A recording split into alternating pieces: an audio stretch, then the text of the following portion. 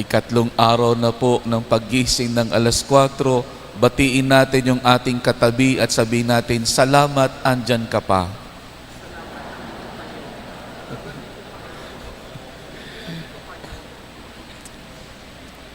Napakahalaga ng 3 araw.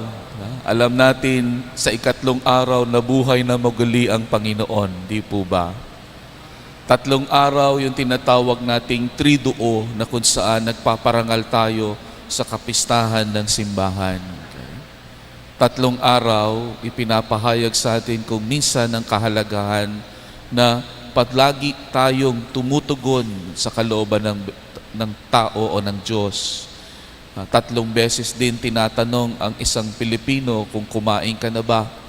Dahil pag una, tatanggi. Pangalawa, tatanggi. Pangatlo, sige na, papayag na. Okay. At aamin na kapag gutom na. Okay. 3 ay napakahalaga sa buhay natin. At sa Ebanghelyo natin ngayon, 3 ding napakahalagang mga tao na yun ay masusumpungan natin sa ating Belen. Si Maria, si Jose, at si Jesus. At ang bawat isang iyan ay mayroong kahalagahan, lalo na sa pagpapanibago ng ating buhay. Tandaan natin, nung unang panahon, meron ding 3 tao. Si Adan, si Eva, at ang Diyos Ama. At yung enkwentro nila napakahalaga sapagkat inutos ng Diyos o inutusan ng Diyos si Eva at Adan. Pero sa kahuli-hulihan, hindi nila natugunan. Ngayon, inuutusan muli ng Diyos si Maria at Jose. Unang-una na si Maria at tumugon siya. Ang sabi niya, magganap nawa ayon sa wika mo. Tumugon siya na sumasang-ayon sa plano ng Diyos. Si Jose, namumroblema sapagkat ayon sa tradisyon nila, hindi dapat mabuntis ang isang babae na hindi pa naikakasal. Kapag natagpo ang nagdadalang tao ang isang babae, siya ay papatayin sa pamamagitan ng pagbabato. Yun ang dahilan kung bakit si Jose, nung matagpuan niyang nagdadalang tao si Maria, ang sabi sa atin, plano niyang hiwalayan si Maria ng lihim. At ang plano ni Jose, itatago niya si Maria para mailigtas niya sa kapahamakan. At napakaganda ng larawang iyon, lalo na para kay Jose, lalo na para kay Adan, at higit sa lahat, lalo na para sa ating lahat. Tandaan natin si Adan, nung siya'y tanungin ng Diyos, nasaan ka? Ang sabi niya, nagtatago po ako sapagkat ako'y hubad. At ang sabi ng Diyos, sino nagsabi sa iyong hubad ka? At nalaman ng Diyos na sinuway niya ang utos ng Diyos. At nung siya'y konfrontahin ng Diyos, anong ginawa niya? Ang sabi niya, yung babaeng nilagay mong kasama ko ang may kasalanan.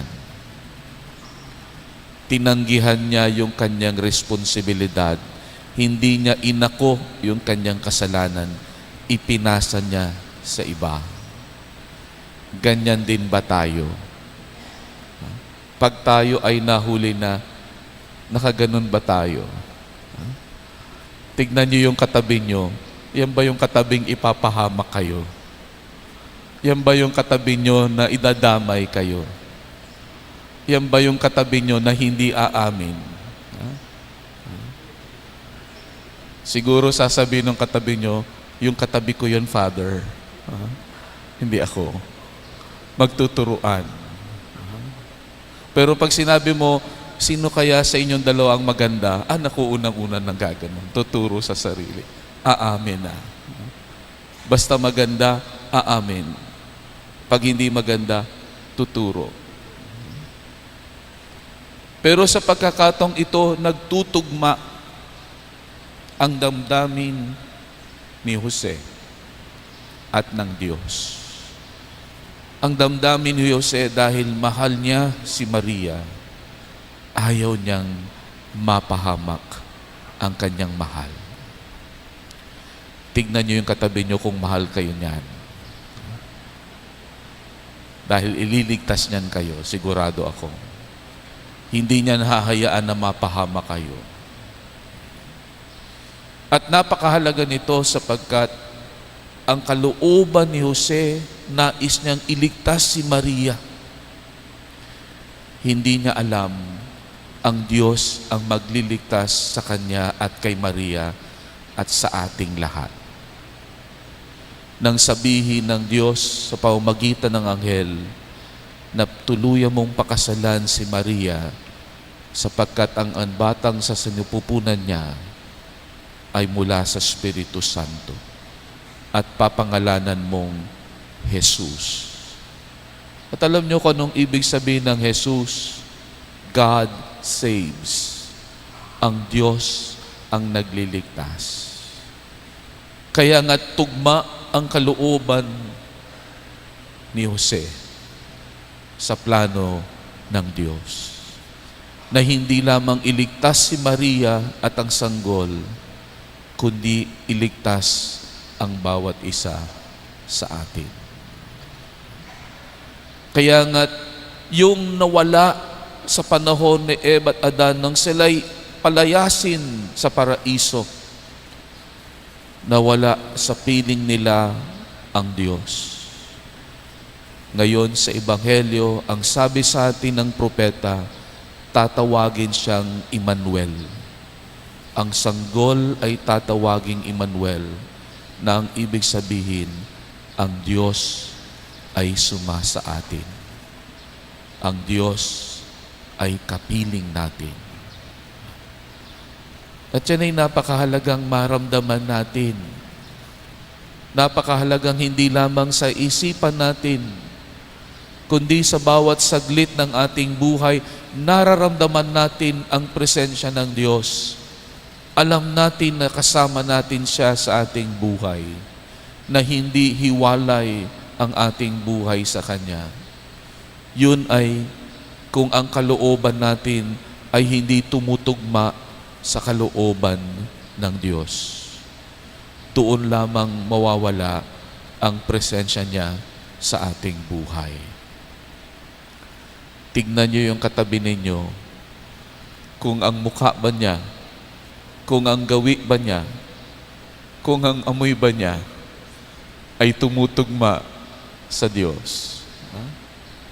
At pagkatapos, tignan mo rin ang iyong sarili. Tumutugma ka rin ba sa Diyos? Ang iyong pakiramdam, ang iyong kalooban, ang iyong iniisip, ang iyong pinapangarap, ito ba'y tumutugma sa plano ng Diyos? Alam niyo, napakahalaga ng mga pangalan. Kahit kung minsan pinaglalaroan ng mga magulang, yan ay pangalan pa rin ipinagkaloob sa inyo. Kaya nga meron kayong misyon. At yung misyon na yan ay napapaloob sa pangalan ninyo. Alamin ninyo kung anong ibig sabihin ng pangalan nyo. At kung hindi nyo maintindihan, kung uuwi kayo mamaya at matutulog, tanungin nyo, Lord, ano ba ang tawag mo sa akin? Kung hindi ko maintindihan ang aking ngalan, ano ang tawag mo sa akin? Napakaganda ng pangalang iyan, sapagkat diyan kayo tatawagin ng Diyos. Nakakatuwa kasi yung pangalan ko, Lincoln. Alam nyo kung anong ibig sabihin ng Lincoln? Hindi yung Abraham Lincoln, sapagkat doon si kinuha yung pangalan ko, pero yung Lincoln ang ibig sabihin ay lake o deep stream.